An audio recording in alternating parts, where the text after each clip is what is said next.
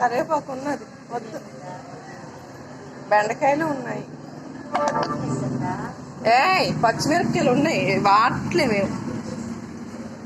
పద పద లోపలికి పద, అవన్నీ తీయకూడదు, అవన్నీ తీయకూడదు, పద.